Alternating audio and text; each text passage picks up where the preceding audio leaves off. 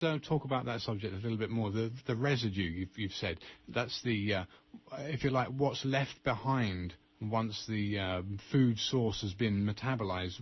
That's what actually dictates whether a food is what we call alkaline or acidic.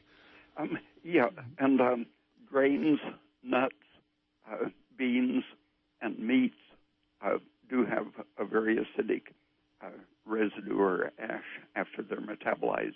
Okay. And the biggest part of that in meat and nuts and grains is phosphate. Proteins have a lot of sulfur, turns into sulfuric acid when it's metabolized. And those, it is possible to do biological harm by eating too much of those and not enough of the potassium, sodium, magnesium, and calcium side. Okay. Which are predominantly found in fruits and vegetables. Fruits, vegetables, milk, and cheese. Okay, so do you would you be prepared to run through some of the more commonly experienced acidic production processes in the body, whether they're respiratory or in producing urine or other wastes, and how the body will deal with the maintaining the pH balance in the body? I think it helps to look at the picture in the very biggest context, which is that mostly we're a huge lump of protein, and protein is on average acidic, and if you just leave acid sitting around in the environment, it will accumulate the base that neutralizes it. Right. And so if we think of ourselves as a big piece of acidic protein, this just spontaneously will associate alkaline material with it, potassium, magnesium, for example, will neutralize the acidity of the protein. But as we energize our system by burning carbohydrate and fat mostly, the carbohydrate in particular turns into carbon dioxide, and the carbon dioxide has to constantly be leaving the organism. What comes in is oxygen. The oxygen combines with the fuel, carbon, and becomes carbon dioxide. So you have a neutral oxygen coming in, and it's called oxygen, meaning the acid former. The acid that it forms, in this case, is carbonic acid. And we're constantly metabolically producing this acid, which is streaming out of our cells and leaving through our lungs primarily. The kidneys hardly lose any carbon dioxide or bicarbonate. It almost all leaves through the lungs.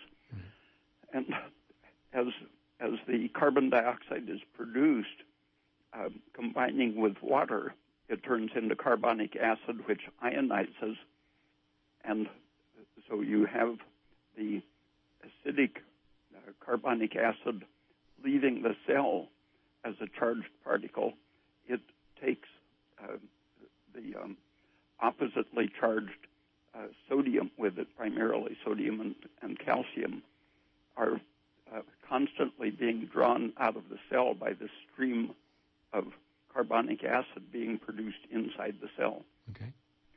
And so the alkaline minerals reach the bloodstream in balance with the carbonic acid, and then the carbonic acid leaves the lungs as carbon dioxide, leaving an alkaline trace in the blood. The cell basically was neutral until it produced the acid.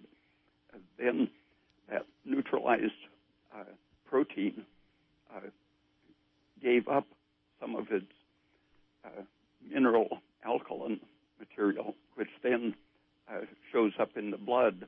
So the pH of the blood is above neutral, about pH 7.4. Right. Because of the carbonic acid? Yeah, and in this healthy metabolism, well, the carbonic acid which left in your lungs, Being given up. the mineral gets pulled out of the neutral cell, originally neutral, but as it's pulled out with the acid being constantly formed, the cell shows its basic protein acidity, and so the respiring cell is normally slightly on the acidic side. A good, healthy cell with plenty of oxygen will be around pH 6.8. And if you stress a cell so it isn't getting enough carbon dioxide, or stress it in any way, radiation, not enough oxygen, not enough of any of the things that it needs, the cell becomes activated and shifts to the alkaline because it can't make carbon dioxide to acidify itself, and it begins producing lactic acid very inefficiently.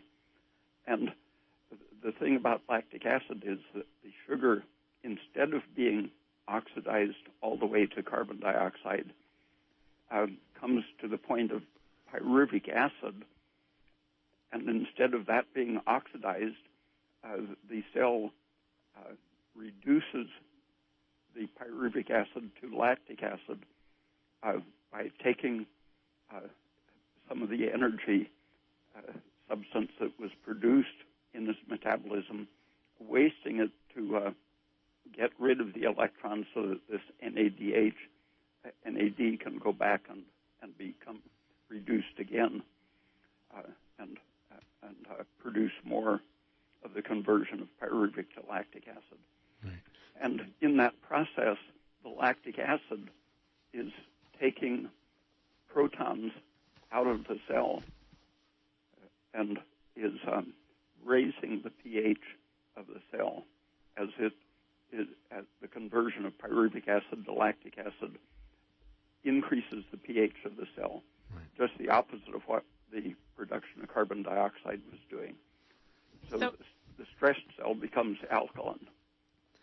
So it's when the popular theory is stated that cancer cells like an acidic environment, it sounds like if a cell is stressed, it likes an alkaline environment, then that sounds almost exactly opposite. Well, it shifts internally to become alkaline when it's stressed, but the produced lactic acid accumulates in its environment, and that's where the acid is, in the surroundings, and then it shows up in the blood. Right, so that's like if you've stressed your muscle out too much, then you're producing lactic acid, and that makes your muscles sore. Yeah.